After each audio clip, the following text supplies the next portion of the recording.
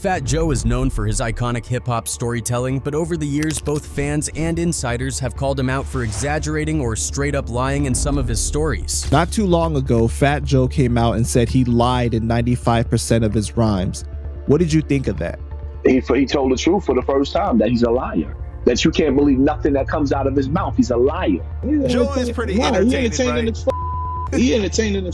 Yeah. He entertaining.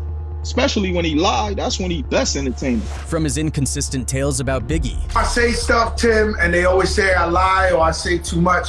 You know, I worked on an album with Biggie. We cut about 5 songs together. And how many songs did you guys do? I don't know, but a couple. Not maybe 8 songs, 10 songs, you know, like that. To taking credit for things he had nothing to do with. Put him on. I took his made sure that they played it. They wasn't never gonna play it. 6 months later, he was rich. Pitbull. I took his demo and got him signed. Cool. Trick Daddy.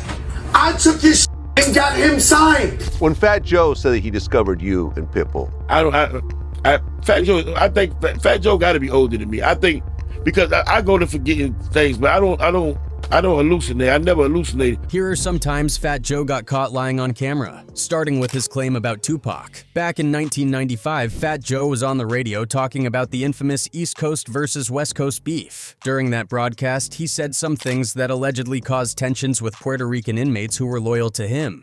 And they asked me the question, yo, Joe, what you think about Tupac and all that? I said, yo, he's cool, but, you know, if they step to me, it's gonna be some shit. Tupac's locked up upstate in New York.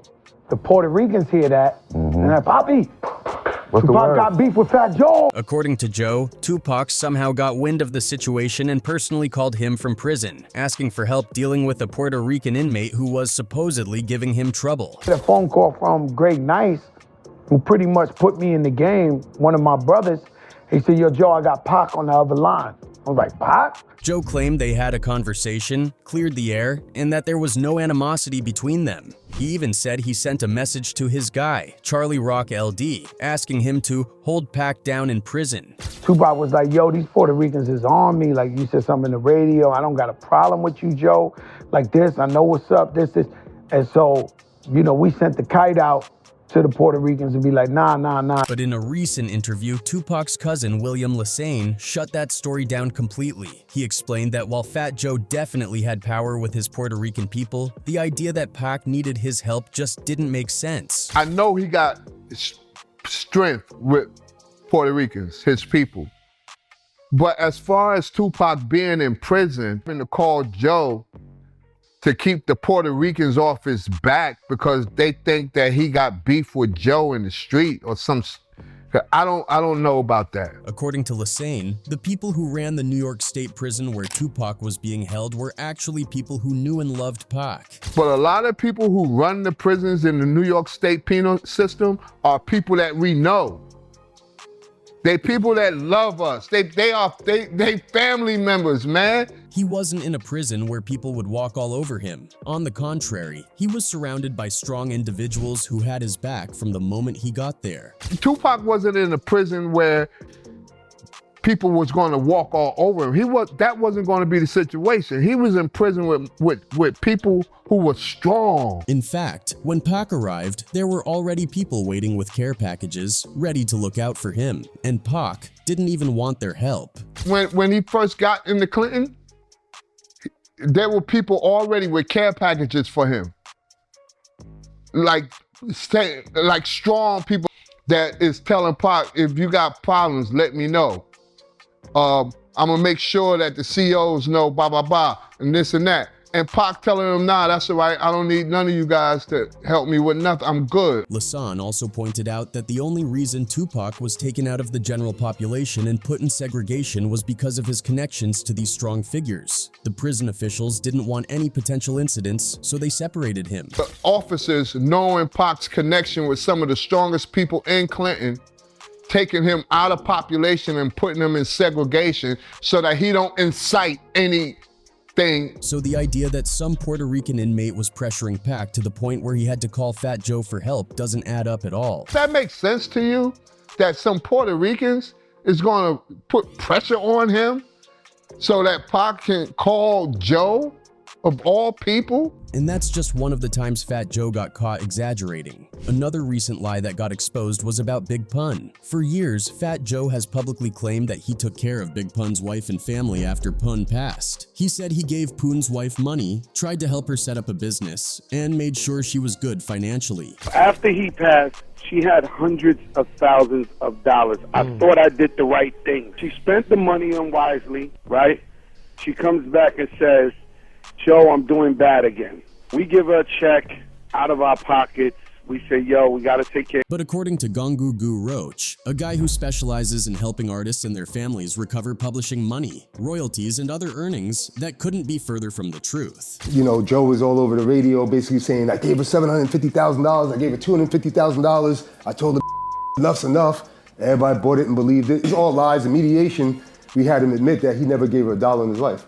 Oh, so he didn't give her no money? Nothing, not a dollar in his life he never gave her, period. Gong revealed that he actually took Fat Joe to court on behalf of Big Pun's wife after discovering that Joe had been stealing Pun's royalties for 14 years. According to Liza, after he passed away, Joe was telling her that, oh no, he owed me money. You know what I'm saying? Then all of a sudden, a bunch of fake royalty statements started to come biannually. Apparently, Joe was generating fake royalty statements and working with Jellybean Benitez to send these bogus reports to Pun's wife. About 14 years, from about 2000 to 2014, fake royalty statements was coming out. 2000 to 2014? Yeah.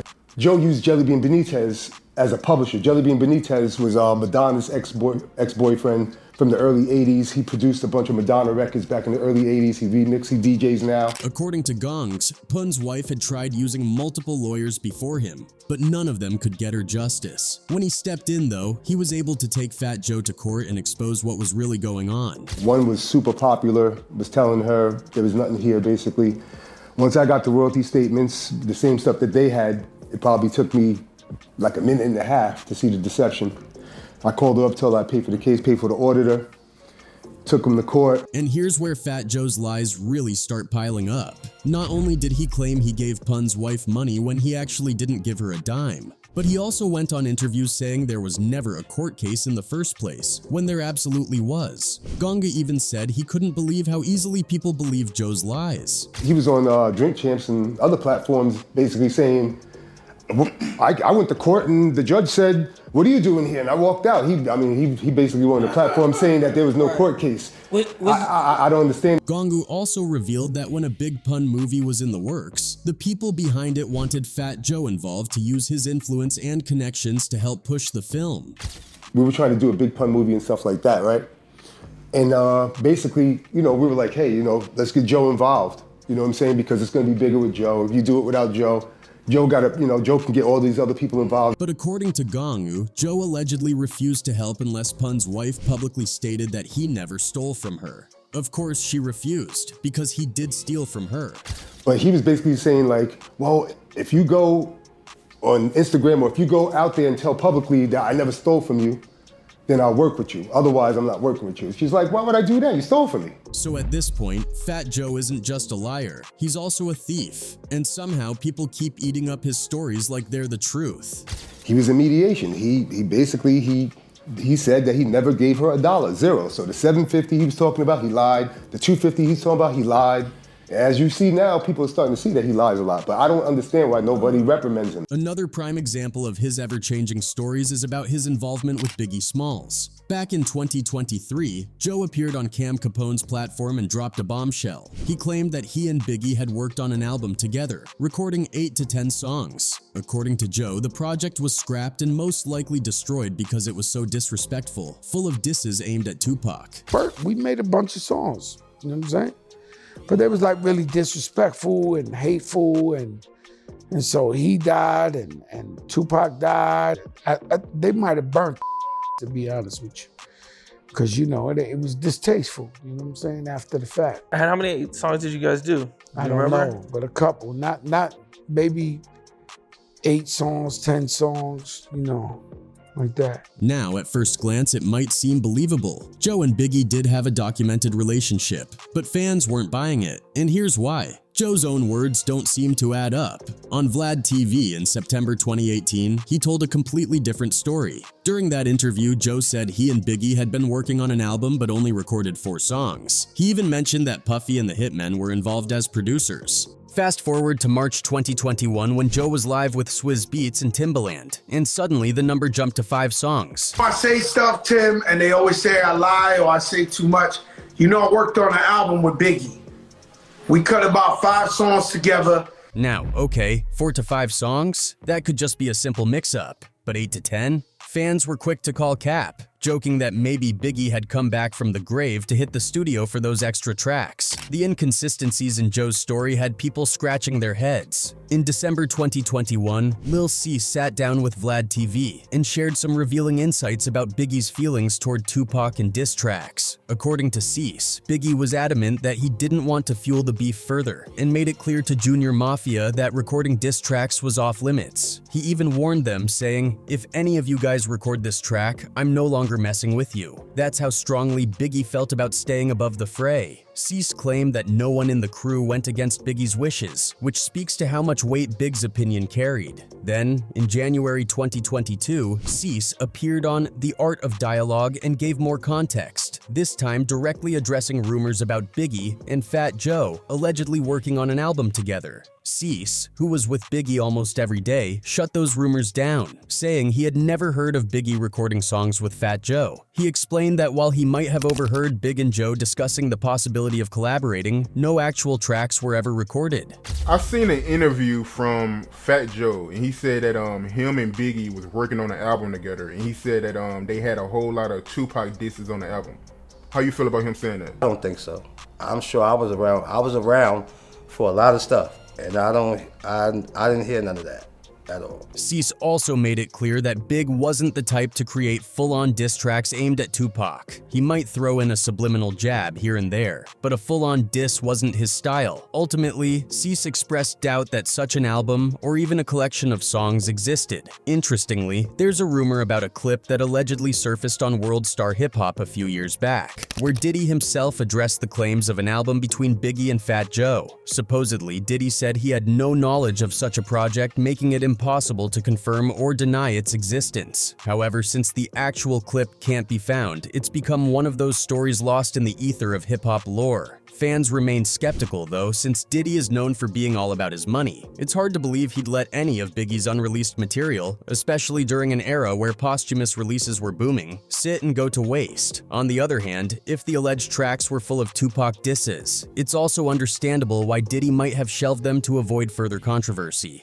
Cuban Link, another voice in the conversation, has also cast doubt on the existence of any such songs or an album. Cuban, who had his own experiences with Biggie and Fat Joe, acknowledged that Joe had a relationship with Biggie but firmly believed the idea of an album was exaggerated. Cuban Link has called out Fat Joe several times for being less than truthful, and in one of his interviews, he provided his version of events surrounding a song that Joe claims was part of this mythical Biggie album. According to Cuban Link, he, Pun, and Joe once visited Diddy's recording studio, where they met Biggie. For Cuban, this was his first time meeting the legendary rapper. After exchanging pleasantries, Diddy told Biggie to explain what he had in mind for a track. Biggie wanted a Spanish-flavored intro to bring a unique vibe to the song, something with Spanish gangster spice. Among the group, Cuban was the only one fluent in Spanish, but as a rookie at the time, he wasn't sure he could pull it off. With some encouragement from Pun, Cuban stepped up to the mic, and together he and Pun laid down the intro Biggie envisioned. Biggie loved it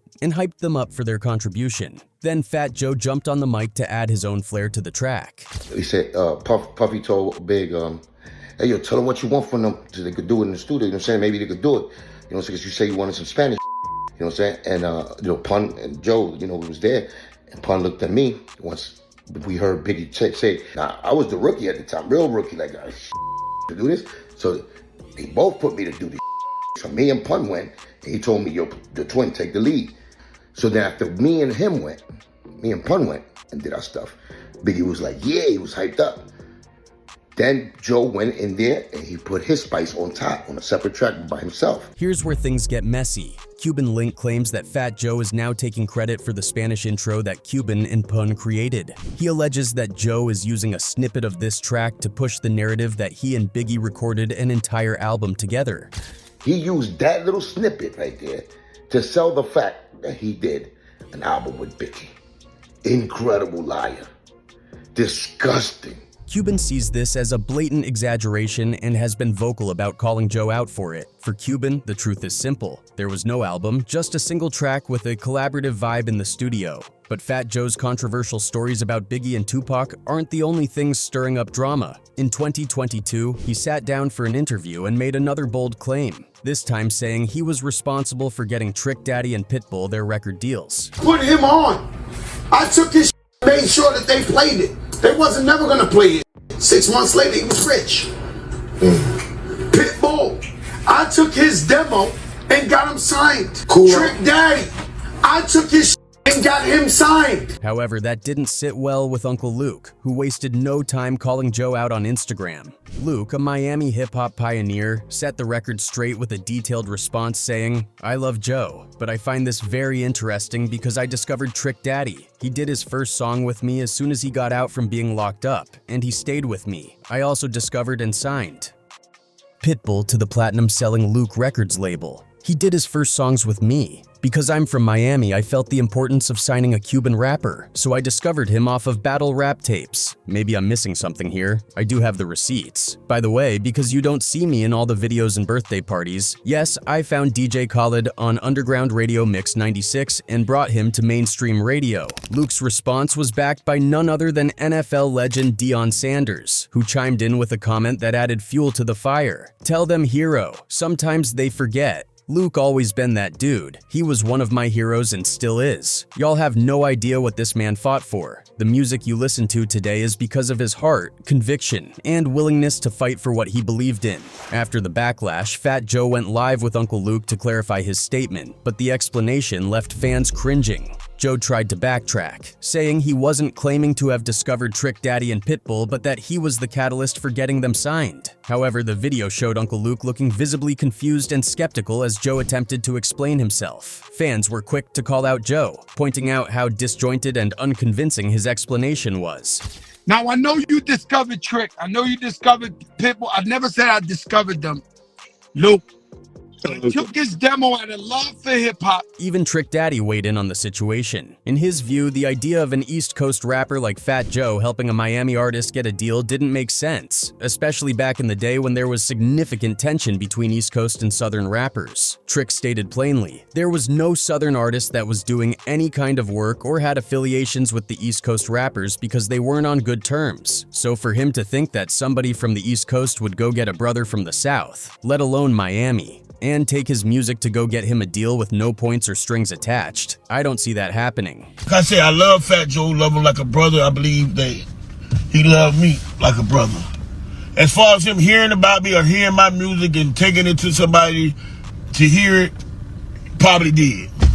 For me to think that somebody from the East Coast was going to get a brother from the South, let alone Miami, and take his music and go get him a deal with no points, no screens attached, no nothing, that I don't see that happening. Fans found Trick's perspective to be perfectly logical, especially given the cultural divide at the time. Many pointed out that East Coast rappers often looked down on Southern artists back then, so the idea of Fat Joe advocating for Trick's music seemed far-fetched. Trick even speculated that maybe Joe was just forgetful and hallucinating stuff. This incident sparked a wave of criticism, with fans accusing Fat Joe of trying to diminish and undermine the contributions of black artists to hip-hop. Many viewed his claims as an attempt to rewrite history, inserting himself into narratives where he didn't belong. And if that wasn't enough, Fat Joe has also faced allegations of being a snitch. Although he's denied these accusations, his attempts to clear his name only made things worse. In a video addressing the rumors, Joe repeatedly insisted he wasn't a snitch, but instead of offering a clear and convincing explanation, he rambled on with unrelated tangents and vague statements. Joe cracked the dawn.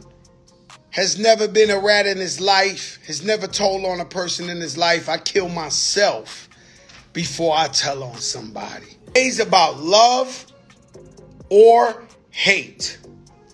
Now, Meaning, we call people haters. Fans noted how suspicious this made him look, arguing that his inability to directly address the allegations only fueled the fire. But Fat Joe isn't just known for his tall tales. He's also infamous for his long list of beefs. One of the most notorious was his feud with 50 Cent, a rivalry that stretched on for years and created plenty of drama along the way. This heated back and forth dates back to 2004 and is rooted in the contentious climate of New York hip-hop during the early 2000s. At the time, 50 Cent was riding high on the success of his classic debut album Get Rich or Die Tryin' and had crowned himself the King of New York. His meteoric rise and brash persona rubbed a lot of other rappers the wrong way, Fat Joe included. But their beef didn't officially ignite until October 2004, when Ja Rule released the track New York. On the song, Ja Rule took aim at 50 Cent and both Fat Joe and Jadakiss were featured. To 50, this was a clear sign that Fat Joe was siding with Ja Rule in their feud. And if you know anything about 50, you know he doesn't let things slide. In response, 50 dropped a diss track aimed at every New York rapper he had issues with, making sure to take direct shots at Fat Joe. Joe didn't hold back either, claiming in interviews that he would punch 50 in his face. Things escalated further when 50 called into DJ Case Life's show on Hot 97 in February 2005 to diss Joe live on the air. Joe, hearing this, quickly called in himself, firing back by calling 50 a fake gangster and blaming his antics on steroids. By June of that year, Fat Joe dropped his album All or Nothing, which featured the track My Fofo, a clear diss aimed at 50.